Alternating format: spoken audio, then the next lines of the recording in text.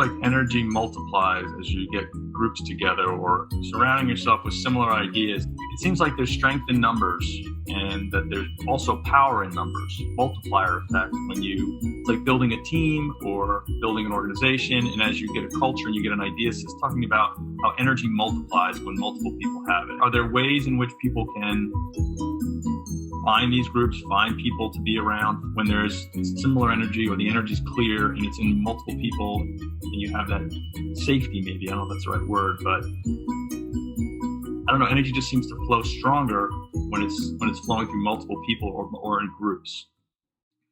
We will say that there is that certain energy, and it is an expression of self and that free will of resurgence.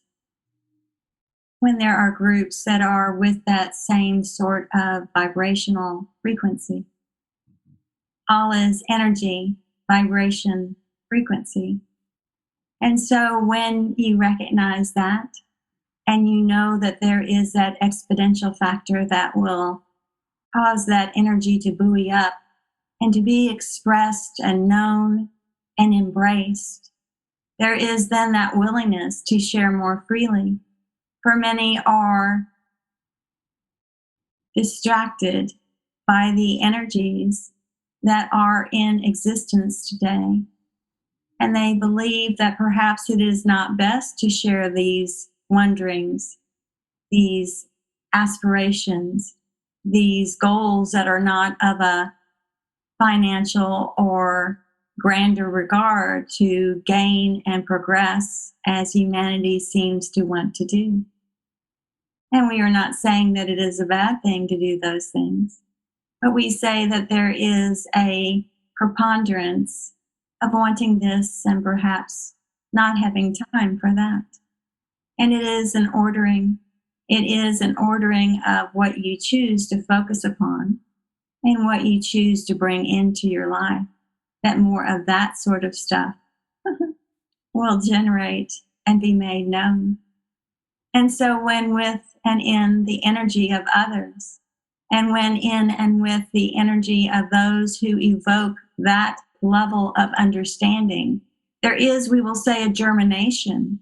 There is a germination of knowing and of being reinforced that the knowing and the knowingness that the individual has so embraced is right and just and fine to do. And it is an acceptance in many ways of what the one is seeking, and then that reinforcement of knowing that what they have sought is just and so. And so there is a beauty in the symmetry and the wonderment and the loving and the allowing of that sort of vibrational frequency boost that then does occur within that melding and mixing of energy. For it is a lovely and beautiful thing to aspire and to have that energy flowing, because do you see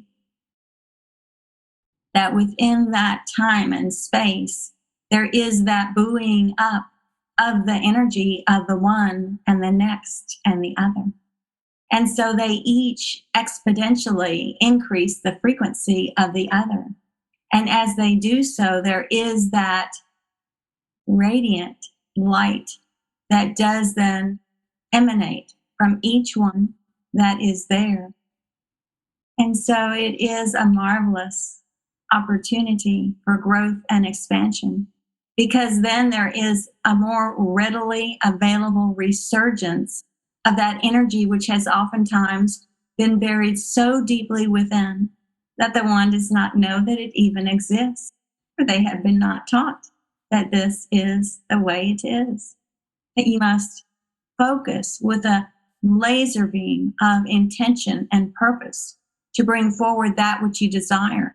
For you see, the mind does seek to dismiss and say how silly and worthless this thing is, that they then distract and move the one to accomplish more, to accomplish this and accomplish that.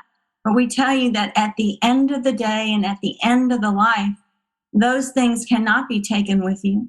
Those things cannot be energetically stored in the way that you might pursue and propose.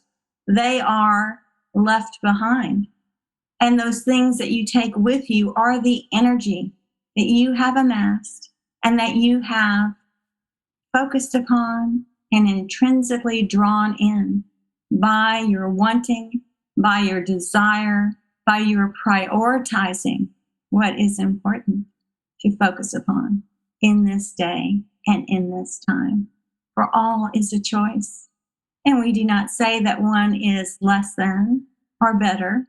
It is just the expeditious manner in which you wish to propose and presume and push forward this purpose.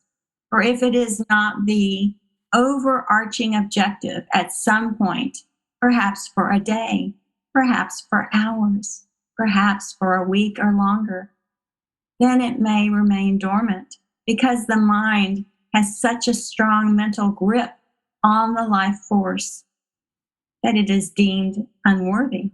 It is deemed unnecessary. It is deemed as not physically tangible to be able to touch and feel and know that it has value and worth and merit. But we tell you that it does, that it is the most worthwhile activity and endeavor that you will focus upon if you have a purpose. For we will say that each does not have a purpose in this life, that there are those that came for another objective, which we discuss in the newest book. And so know that there is more. There is always more.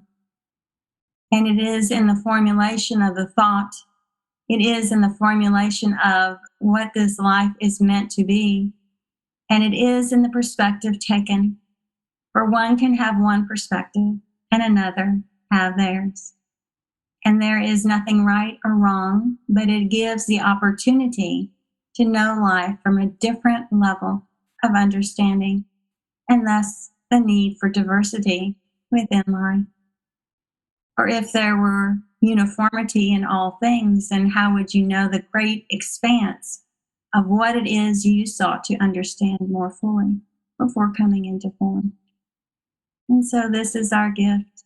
This is our recommendation that perhaps a refocusing and a refueling and a retooling of what might be engaged in this day and each day forward as to the most and best preferred path and pathway, so that you might engage more and each might engage more in the life that they live at this point in time.